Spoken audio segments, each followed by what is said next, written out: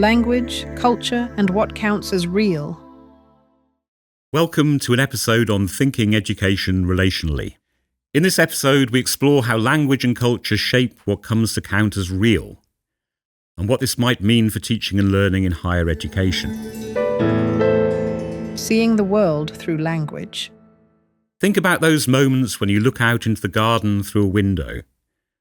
What is it that you see? You might say, I see bushes, trees, flowers. We usually take it for granted that these are simply the beings that inhabit the world. But it is worth pausing here.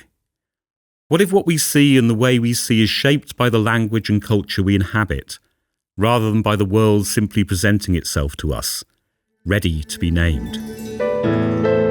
Culture, difference, and ways of knowing.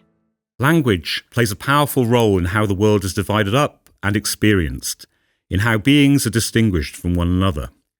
We might note, for example, that some indigenous cultures have no direct word for nature as something separate from human life.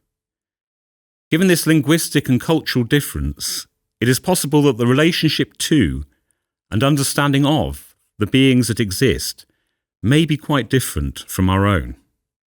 At this point, it might be tempting to assume that Western science needs to step in to clarify what is really there, to explain what these cultures are actually seeing. But what if Western science itself represents one way of seeing the world among many, rather than a final or neutral vantage point? The issue here is not about rejecting science, but about recognizing that ways of knowing are always situated, but we are getting ahead of ourselves.